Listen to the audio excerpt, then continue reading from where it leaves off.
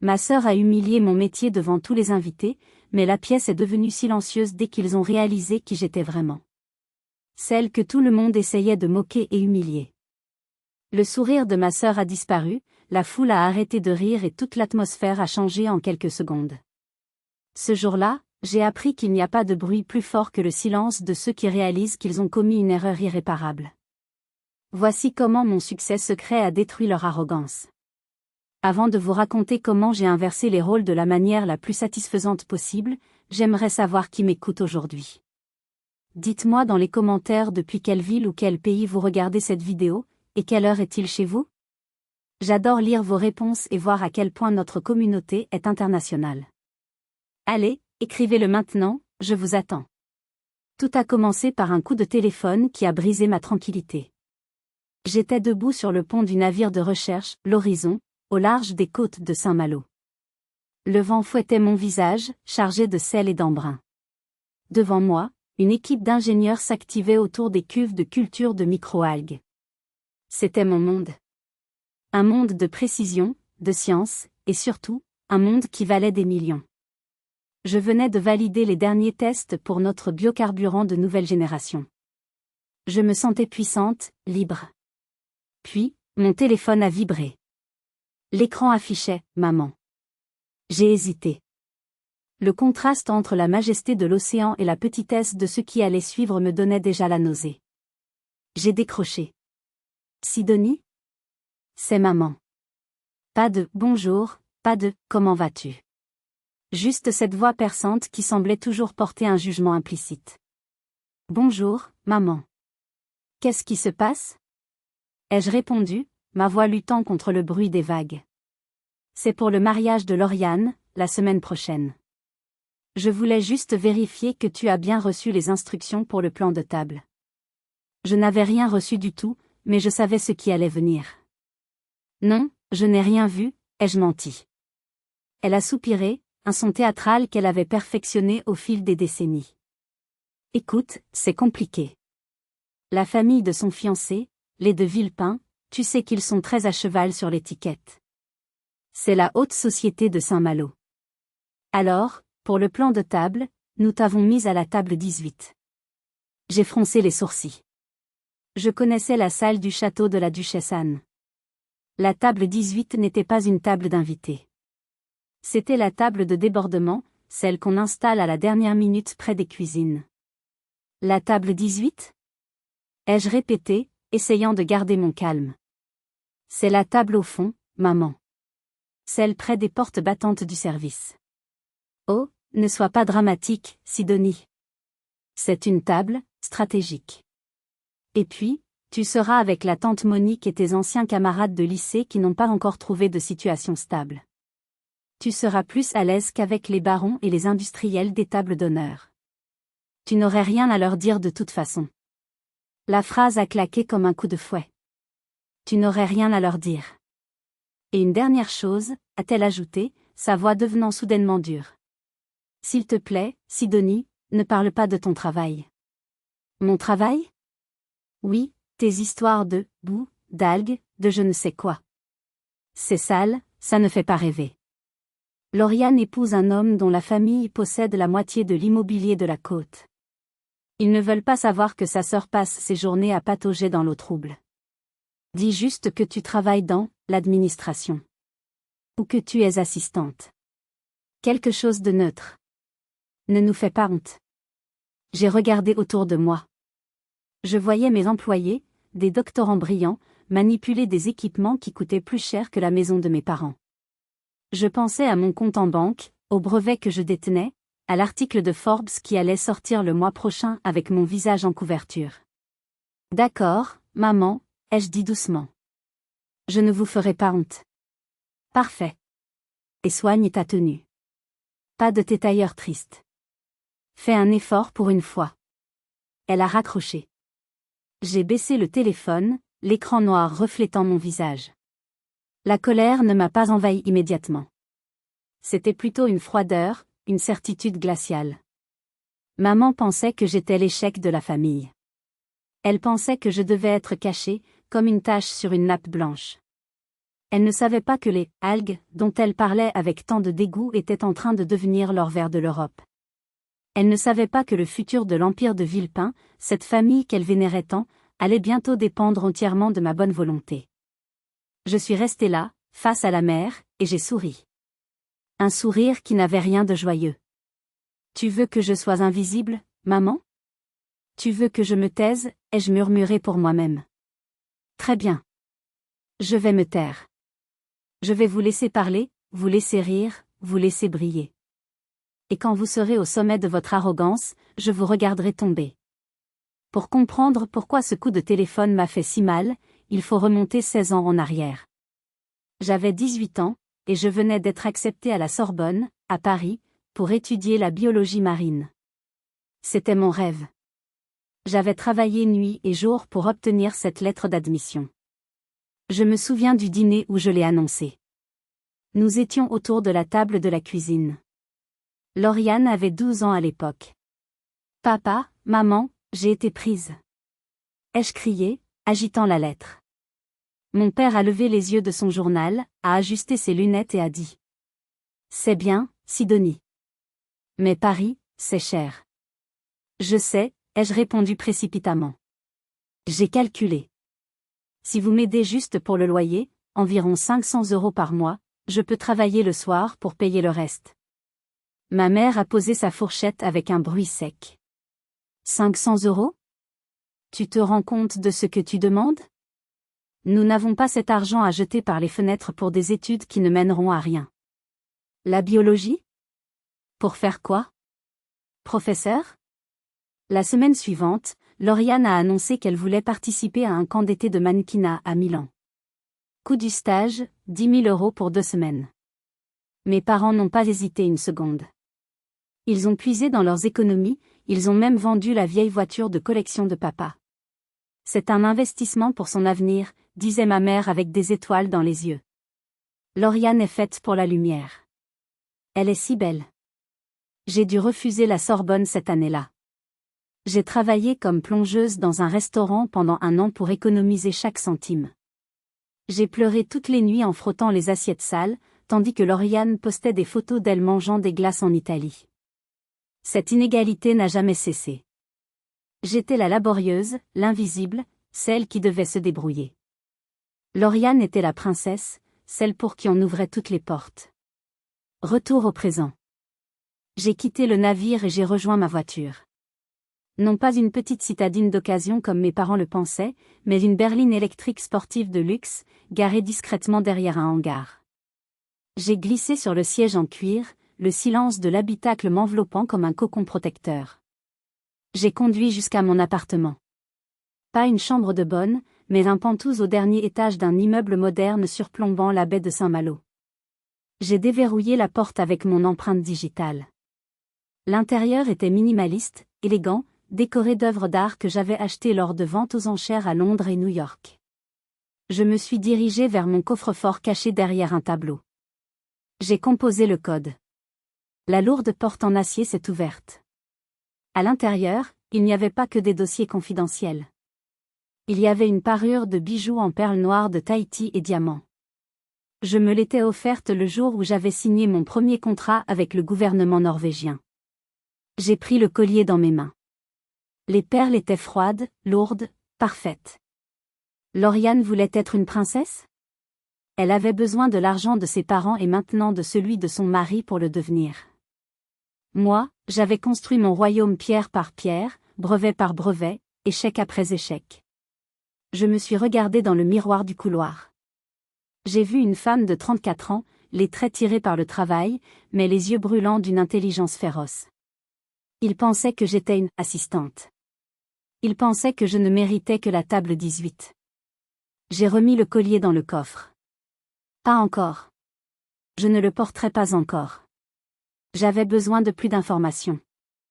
J'avais besoin de savoir exactement à quel jeu ma sœur essayait de jouer. Car si je devais entrer dans l'arène, je ne le ferais pas sans armes. 3 jours avant le mariage, mon téléphone a vibré avec une notification WhatsApp. C'était un nouveau groupe créé par Lauriane, intitulé « Les cousines et sœurettes ». Le message de Lauriane est apparu, accompagné d'une pluie d'émojis cœurs et fleurs. Coucou les filles. Petit changement de dernière minute pour le dress code. On a décidé de partir sur un thème bohème rustique pour vous. On veut que ce soit super détendu, en connexion avec la nature. Donc n'hésitez pas, robe en lin, sandales plates, cheveux lâchés, pas de maquillage trop lourd. On veut voir votre beauté naturelle. Bisous. J'ai relu le message 2 fois. Bohème rustique? Pour un mariage au château de la Duchesse Anne? Cela ne collait pas. Ce château était connu pour son opulence, ses lustres en cristal et ses dîners de gala. J'ai regardé la liste des membres du groupe. Il n'y avait que moi, 2 cousines éloignées qui vivaient à la campagne avec des moyens modestes, et une vieille tante. Personne d'autre. Pas les amis riches de Lauriane, pas les cousines du côté de Villepin. Un froid glacial m'a traversé l'échine. Ce n'était pas une instruction générale. C'était un piège ciblé. Elle voulait que nous arrivions habillés comme des paysannes. Elle voulait s'assurer que nous aurions l'air déplacés, ridicules, pauvres. Elle voulait que le contraste entre sa robe de créateur et nos tenues naturelles soit aveuglant. Je n'étais plus la petite fille qui pleurait en faisant la vaisselle. J'étais une CEO qui négociait avec des requins de la finance. J'ai décidé de vérifier mes sources. J'ai appelé le château directement. J'ai pris ma voix la plus professionnelle, celle que j'utilisais pour intimider les sous-traitants. Bonjour, ici l'assistante personnelle de Monsieur Vasseur. Mon patron est invité au mariage de Villepin ce samedi. Il a égaré son carton d'invitation et je dois préparer sa tenue. Pourriez-vous me confirmer le dress code officiel? La réceptionniste a répondu immédiatement, le ton déférent. Bien sûr, madame. Le dress code est Black TIE et Diamonds. Cravate noire pour les messieurs, robe de soirée longue et joaillerie pour les dames. C'est un événement de très haute tenue. Je vois. Pas de thème champêtre ou rustique. J'ai presque entendu le sourire méprisant de la réceptionniste à travers le téléphone. Oh non, madame. Absolument pas. Ce serait tout à fait inapproprié dans notre salle de bal Louis XIV. J'ai raccroché lentement. La rage a commencé à bouillir dans mes veines. Ce n'était plus seulement du mépris familial, c'était de la malveillance pure. Lauriane voulait m'humilier publiquement. Elle voulait que je franchisse les portes de ce château en robe de lin froissée, au milieu d'une mer de smoking et de robes de soie, pour que tout le monde puisse me pointer du doigt et rire. Regardez la sœur de la mariée, elle n'a aucun goût, aucune classe. Arrêtez-vous une seconde. Mettez-vous à ma place. Votre propre sœur essaie de vous piéger pour que vous ayez l'air ridicule devant des centaines de personnes riches et influentes. Si vous étiez moi, à ce moment précis, qu'est-ce que vous auriez fait? Est-ce que vous l'auriez appelé pour l'insulter? Est-ce que vous auriez boycotté le mariage? Ou est-ce que vous auriez fait exactement ce que j'allais faire? Dites-moi votre plan de vengeance dans les commentaires, je veux savoir si vous êtes aussi impitoyable que moi. J'ai posé mon téléphone. Je n'allais pas répondre aux messages WhatsApp. Je n'allais pas avertir les cousines, c'était cruel, je sais, mais si je parlais, Lauriane saurait que j'avais découvert le pot aux roses et elle changerait de stratégie. J'avais besoin de l'effet de surprise. J'ai ouvert mon ordinateur portable. J'ai tapé « de Villepin Groupe Financier ». J'ai passé les 3 heures suivantes à faire ce que je faisais de mieux, de l'analyse de données. Ce que j'ai découvert était fascinant. L'empire immobilier des de Villepin était un colosse aux pieds d'argile. Ils étaient surendettés. Ils avaient misé gros sur des complexes touristiques qui n'avaient jamais été construits à cause de nouvelles régulations environnementales. Ils étaient au bord de la faillite. Et la cerise sur le gâteau? Dans leurs rapports annuels désespérés, ils mentionnaient une recherche active de partenariat avec le groupe Vasseur. Le géant de l'énergie verte. Le groupe Vasseur. Mon partenaire principal. L'homme qui m'avait envoyé une bouteille de champagne vintage pour mon anniversaire le mois dernier. Un plan a commencé à se former dans mon esprit. Un plan si parfait, si dévastateur, que j'en ai eu des frissons. Lauriane voulait une fête inoubliable? Je allais lui en donner une. Le lendemain matin, je n'ai pas enfilé ma blouse de laboratoire. J'ai pris le TGV pour Paris. Je me suis rendu avenue Montaigne. Je n'avais pas rendez-vous, mais quand on dépense autant que je le faisais pour mes galas de charité, les portes s'ouvrent. Je suis entrée chez un créateur dont je tairai le nom, mais dont les robes habillent les stars sur le tapis rouge de Cannes. La directrice de la boutique m'a reconnue immédiatement. Mademoiselle Sidonie. Quelle surprise! Nous n'attendions pas votre visite avant le gala de l'automne. J'ai une urgence, Cécile. J'ai besoin d'une robe pour ce samedi. Quelque chose de létal. Elle a souri, comprenant immédiatement. Elle m'a emmenée dans le salon privé à l'étage. J'ai exactement ce qu'il vous faut. C'est une pièce unique. Elle devait partir pour une actrice à Hollywood, mais le tournage a été annulé. Elle a sorti une housse noire. Lorsqu'elle a ouvert la fermeture éclair, le tissu a semblé couler comme de l'eau vivante. C'était une robe en soie sauvage, d'un bleu profond, presque noir, qui s'éclaircissait vers le bas pour devenir un bleu turquoise vibrant. Le corsage était brodé de milliers de petits cristaux Swarovski qui captaient la lumière à chaque mouvement. C'était la couleur de l'océan, la couleur de mon entreprise, la couleur de ma puissance. Je l'ai essayée. Elle m'allait comme une seconde peau. Elle était audacieuse, avec un dos nu vertigineux et une fente latérale qui suggérait juste assez sans rien dévoiler de vulgaire. C'est une armure, ai-je murmuré en regardant mon reflet. C'est une déclaration de guerre, a corrigé Cécile en ajustant l'ourlet. J'ai acheté la robe. J'ai acheté les escarpins assortis dont les talons étaient incrustés de nacre. Et je suis rentrée à Saint-Malo avec mon arme de destruction massive soigneusement emballée sur la banquette arrière. Le reste de la semaine a été une torture silencieuse. Maman m'appelait tous les jours pour me rappeler de ne pas être en retard, de ne pas parler fort, de ne pas faire tâche. J'espère que tu as trouvé une petite robe simple en coton comme ta sœur l'a suggéré, disait-elle. Ne dépense pas d'argent inutilement, tu en as besoin pour ton loyer. Oui, maman, disais-je. C'est très simple. Très naturel. La veille du mariage, j'ai reçu un appel de Monsieur Vasseur en personne. Sidonie, chère amie. Je serai à Saint-Malo ce week-end pour un engagement social ennuyeux, un mariage d'une famille locale qui me harcèle pour des fonds. Je pensais qu'on pourrait se voir dimanche pour le brunch. Mon cœur a bondi. Monsieur Vasseur, le mariage, c'est celui des de Villepin? Oui, c'est ça. Le père est un ancien camarade de régiment, je ne pouvais pas refuser.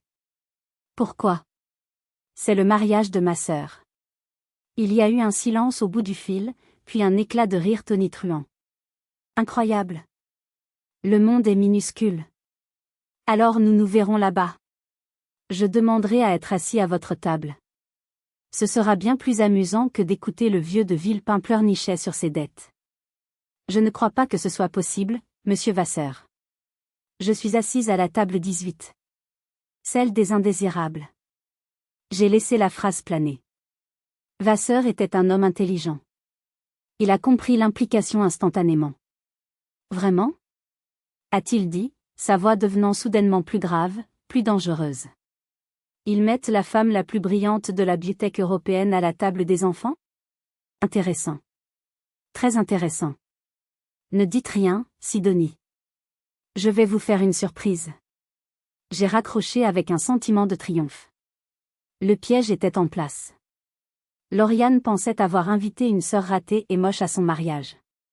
Elle ne savait pas qu'elle avait invité le bourreau de son propre destin. Le samedi est arrivé, baigné d'un soleil radieux qui semblait se moquer de ma nervosité. J'ai passé 3 heures à me préparer. J'ai relevé mes cheveux en un chignon complexe, laissant quelques mèches encadrer mon visage. J'ai mis mes boucles d'oreilles en diamant. J'ai enfilé la robe. Quand je suis sortie de ma voiture devant les grilles du château de la duchesse Anne, le valet a écarquillé les yeux. Il a ouvert ma portière avec une révérence qu'il n'avait accordée à personne d'autre. J'ai marché vers l'entrée.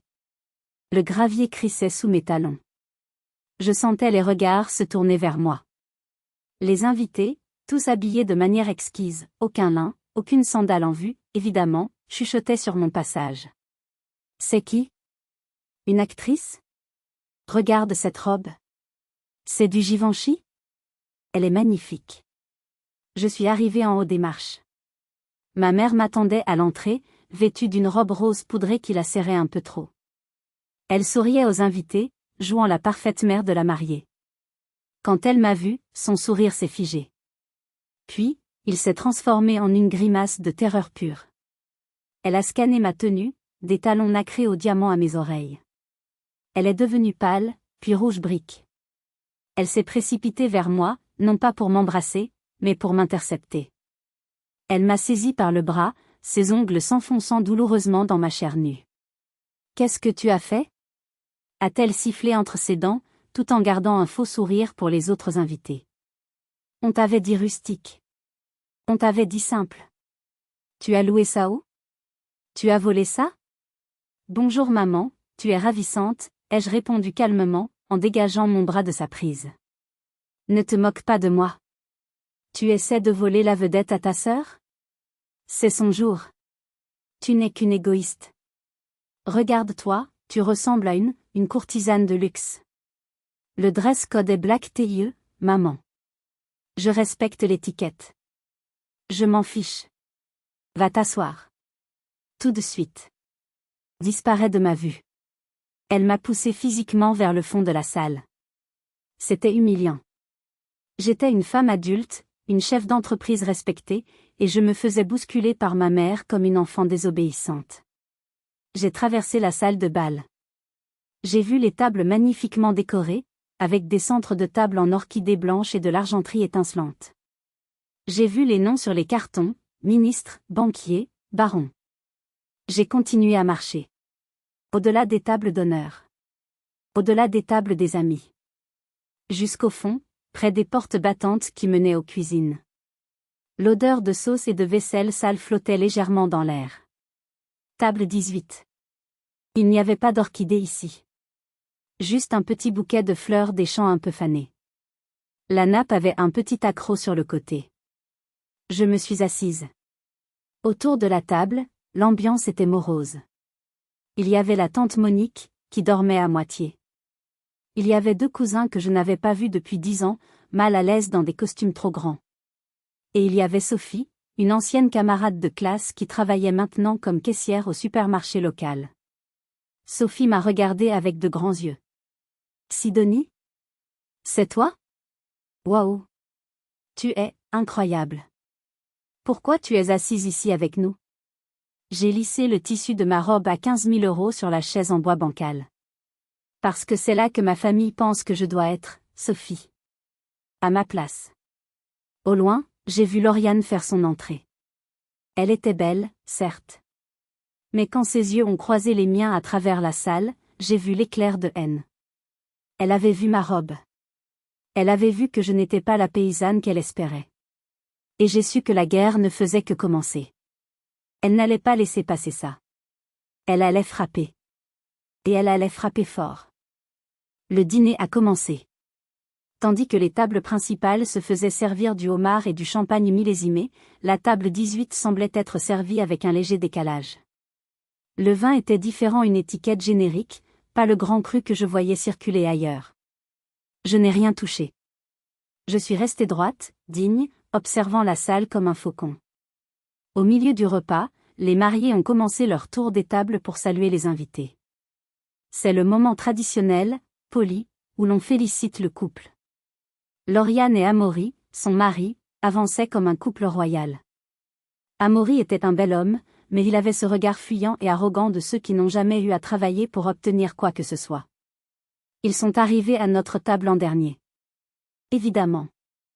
Lauriane s'est arrêtée devant moi. Elle a posé une main possessive sur l'épaule de son mari et m'a scanné de haut en bas avec un sourire venimeux. « Sidonie » a-t-elle dit assez fort pour que les 2 tables voisines, remplies d'amis du marié, puissent entendre. « Je suis surprise que tu aies pu venir. Je pensais que tu serais trop occupée à patauger dans tes marécages. » Quelques rires étouffés ont éclaté aux tables voisines. « Bonsoir Lauriane, bonsoir Amaury. »« Félicitations » ai-je dit froidement. Amaury a ricané. « Merci, belle-sœur. Lauriane me disait que tu travailles dans les algues? C'est original. Ça doit être dur de trouver un mari quand on sent la marée basse le soir, non? » Les rires ont redoublé. Cette fois, ils n'étaient plus étouffés. Ils étaient ouverts, moqueurs. J'ai senti la chaleur monter à mes joues, non pas de honte, mais de colère pure. C'était tellement bas. Tellement vulgaire. Lauriane s'est penchée vers moi, faisant semblant d'ajuster une mèche de mes cheveux. Et cette robe, ma pauvre chérie. Tu as dû dépenser toutes tes économies de l'année pour la louer, non? Fais attention à ne pas renverser de sauce dessus.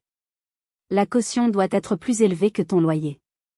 C'est une robe achetée, Lauriane, ai-je répondu, ma voix tremblant légèrement malgré moi. Elle a éclaté de rire, un rire cristallin et cruel. Achetée? Avec quoi? Ton salaire de jardinière aquatique? Arrête de mentir pour impressionner mes amis, c'est gênant. Allez, mange ton poulet avant qu'il refroidisse.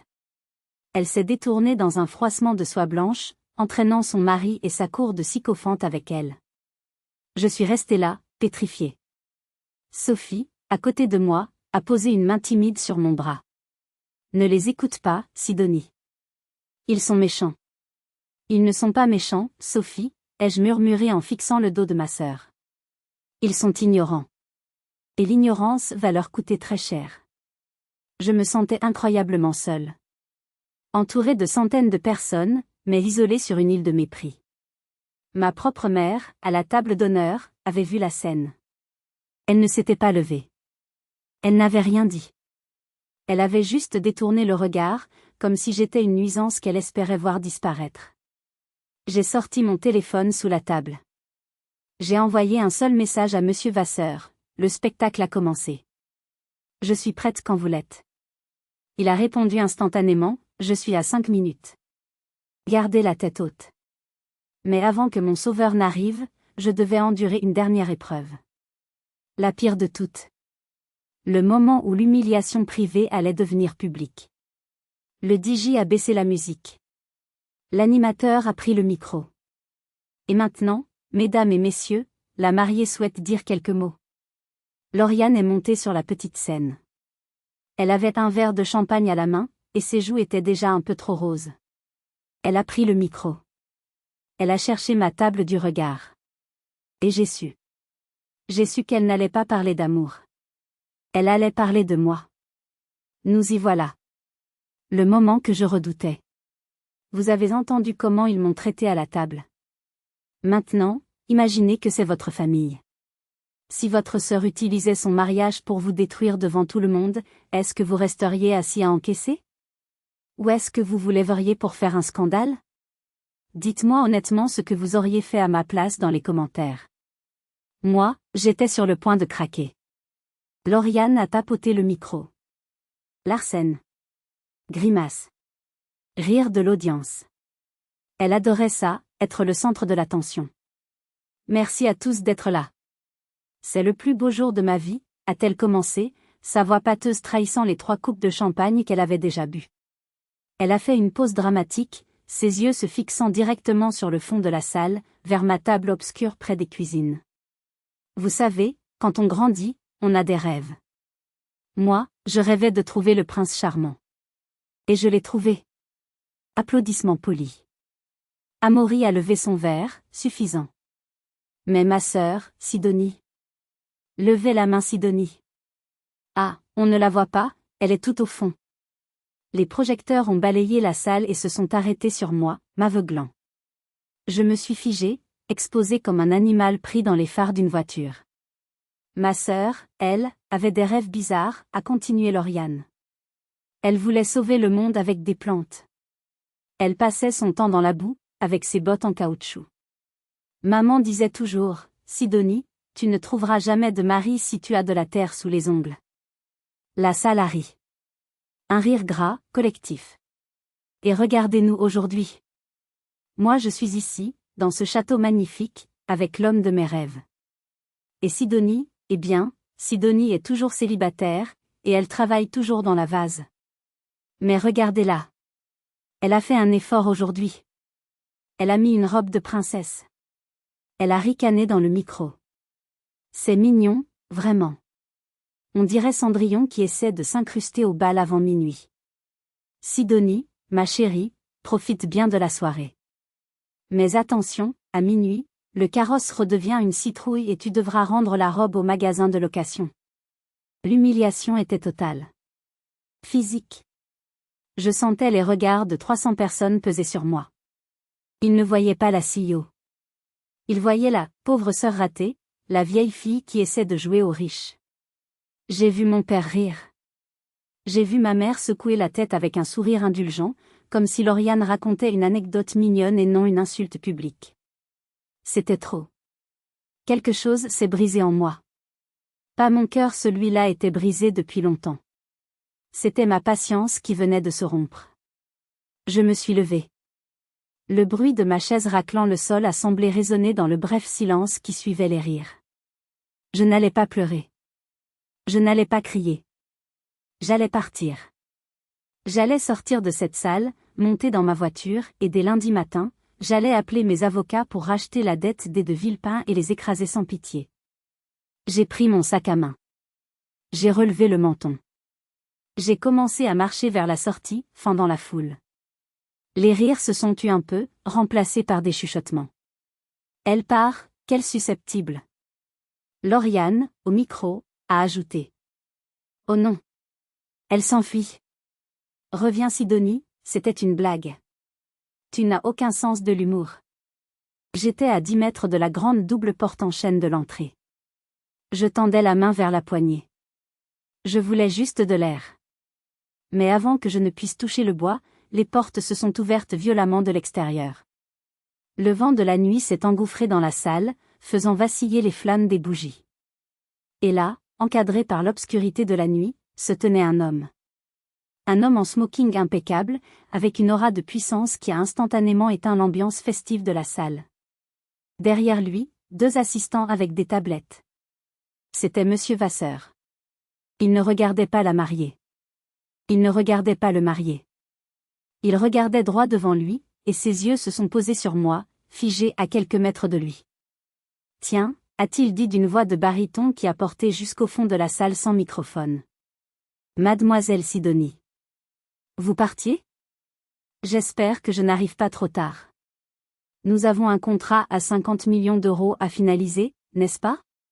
Si vous avez déjà entendu le bruit d'une bombe qui explose, vous savez que le plus effrayant n'est pas le bruit lui-même, mais le silence qui suit immédiatement, quand le monde entier semble avoir le souffle coupé. C'est exactement ce qui s'est passé. Les mots « contrat à 50 millions d'euros » ont flotté dans l'air, suspendus comme une guillotine. Le verre de champagne de quelqu'un est tombé sur le sol. Cling. Le bruit a résonné comme un coup de feu. Lauriane, sur scène, avait la bouche ouverte. Le micro pendait mollement dans sa main. Son sourire moqueur s'était évaporé, remplacé par une confusion totale. Monsieur Vasseur a ignoré tout le monde. Il a avancé vers moi, me tendant la main avec un respect évident. Pardonnez mon retard, Sidonie. Mon hélicoptère a eu un contretemps.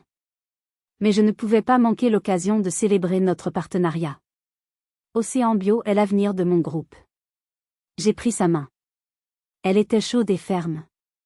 J'ai vu du coin de l'œil mon père se lever brusquement, renversant sa chaise. Monsieur Vasseur? A balbutié le père du marié, Monsieur de Villepin, en se précipitant vers nous comme un chien qui voit son maître. Monsieur Vasseur. Quel honneur! Nous ne pensions pas que vous viendriez. De Villepin transpirait. Il savait qui était Vasseur. C'était l'homme qui pouvait sauver sa famille de la ruine, ou l'enterrer définitivement. Vasseur a tourné lentement la tête vers de Villepin. Son regard était froid, tranchant comme un rasoir.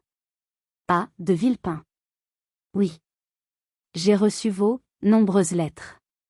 De Villepin a souri nerveusement, essayant d'ignorer le fait que Vasseur lui tenait toujours la main, à moi, la sœur ratée. C'est merveilleux. Venez, venez à la table d'honneur. Nous avons une place pour vous. Vasseur n'a pas bougé.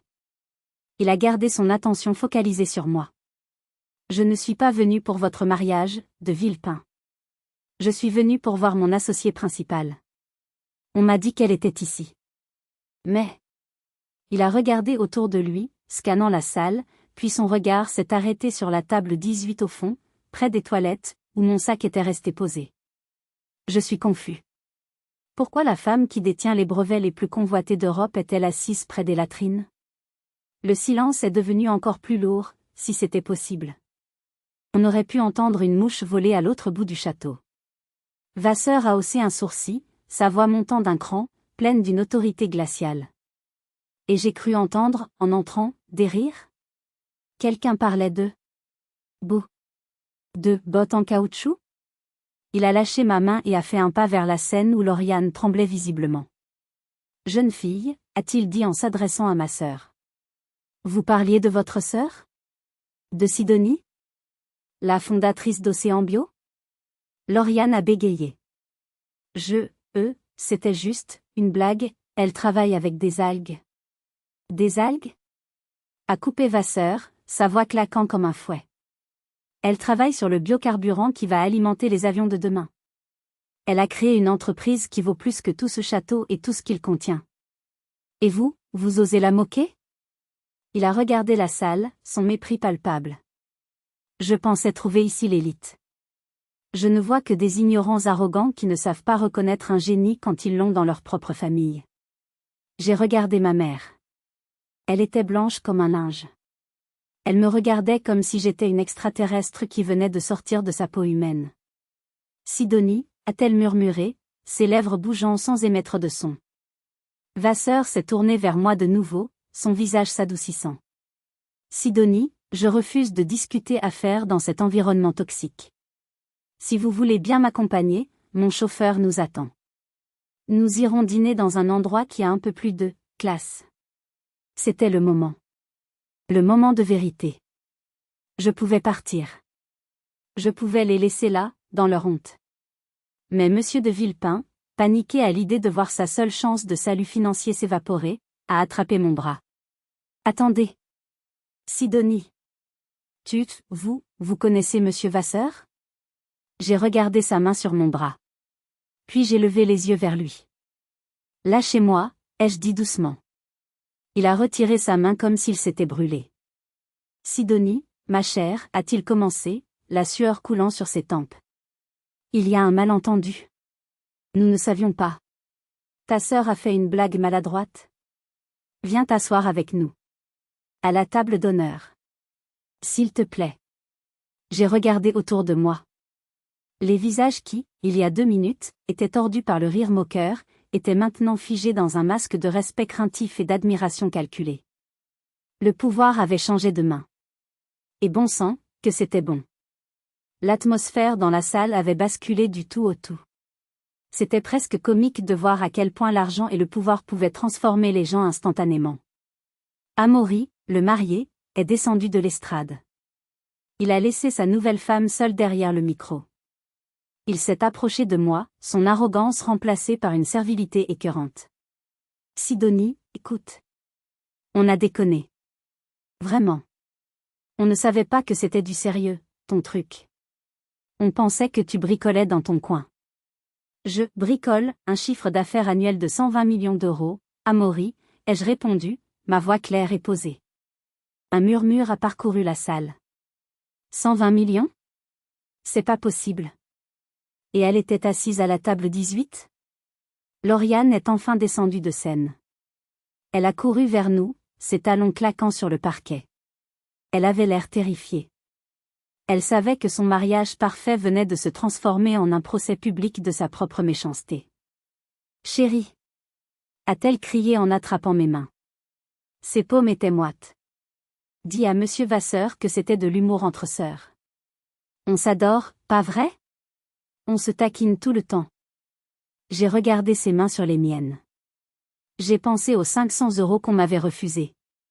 Au camp de mannequinat. Aux années de solitude. Aux moqueries sur ma robe il y a 1 heure à peine. J'ai retiré mes mains lentement. Non, Lauriane. On ne s'adore pas. Et tu ne me taquines pas. Tu m'humilies. Depuis toujours. Elle a reculé, choquée que je ne joue pas le jeu de la « famille heureuse » devant les invités. Monsieur Vasseur a regardé sa montre.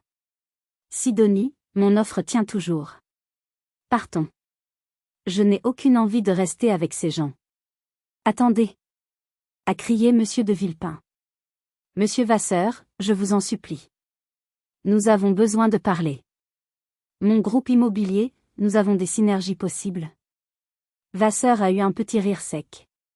Des synergies? De Villepin, votre groupe est en faillite technique. Je le sais, Sidonie le sait.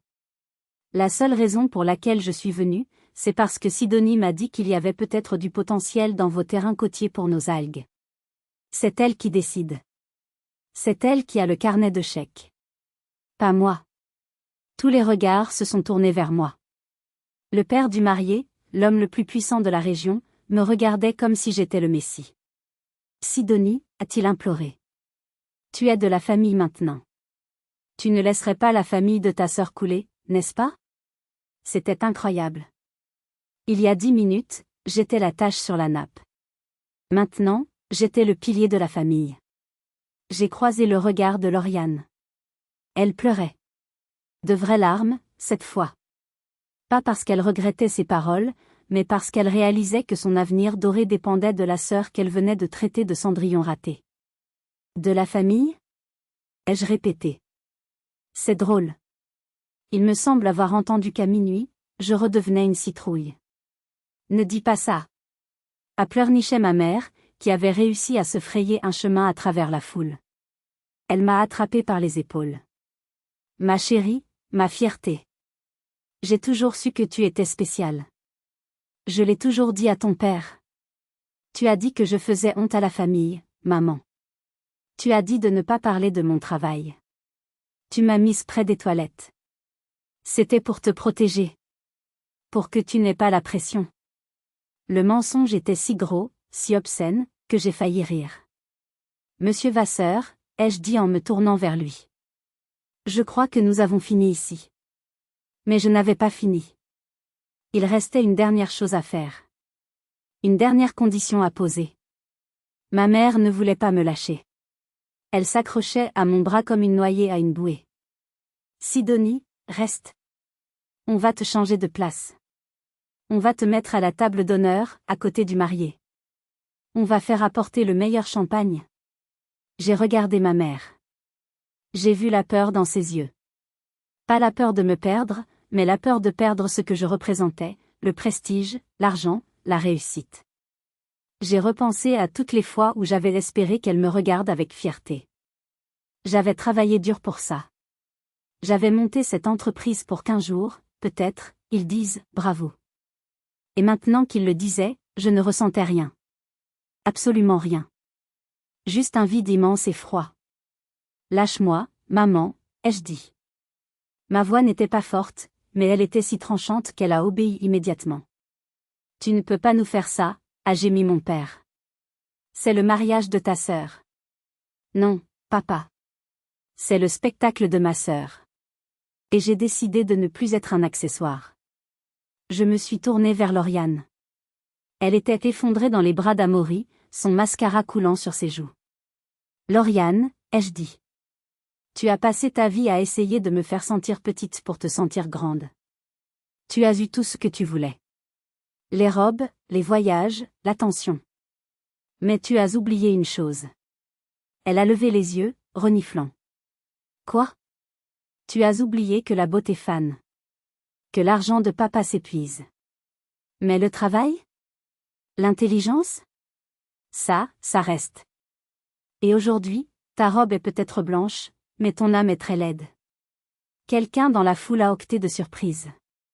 C'était brutal. C'était nécessaire. Monsieur de Villepin s'est interposé de nouveau, désespéré. Sidonie, s'il te plaît. Parlons affaires. Demain. À mon bureau. Nous pouvons trouver un arrangement. Je suis sûre que nous pouvons. Non, ai-je coupé. Le mot a résonné. Non. Non.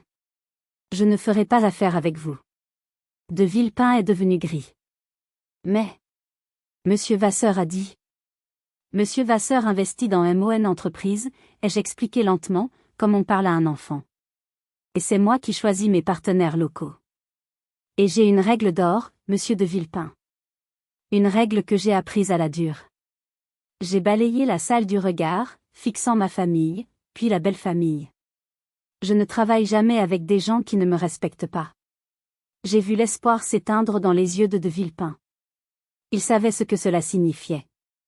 Sans l'investissement de Vasseur Océan Bio, son groupe allait s'effondrer d'ici la fin de l'année.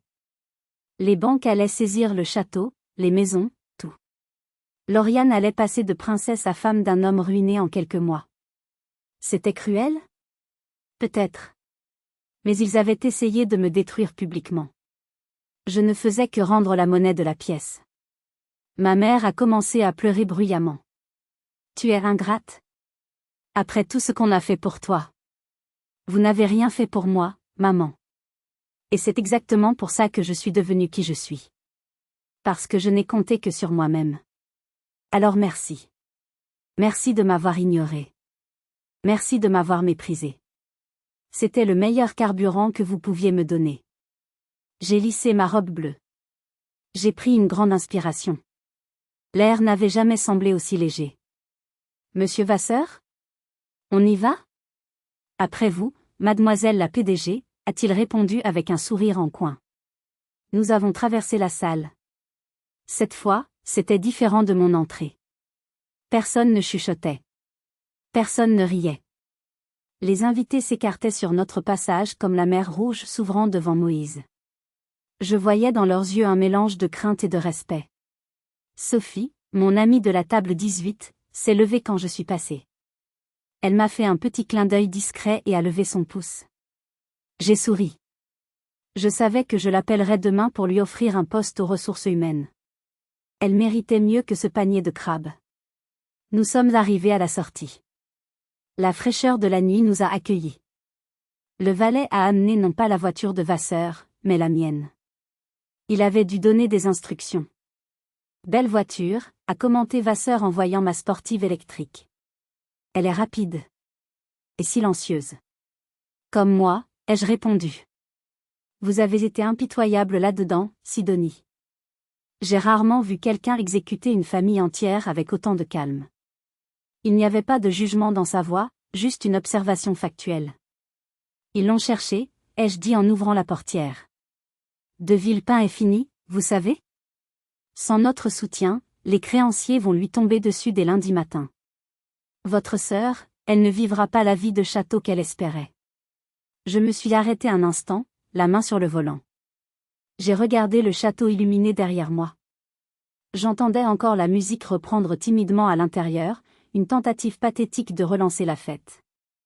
Est-ce que je regrettais? J'ai pensé à Lauriane, pleurant sur sa robe de mariée. J'ai pensé à mon père, ruiné par association. Puis j'ai pensé à la table 18. J'ai pensé au bout, algues. J'ai pensé à mon adolescence volée. C'est la vie, monsieur Vasseur. Parfois, on récolte ce qu'on sème. Ils ont semé du mépris, ils récoltent la faillite. Vasseur a ri. Je savais que j'avais raison de miser sur vous. Vous avez l'instinct d'un tueur.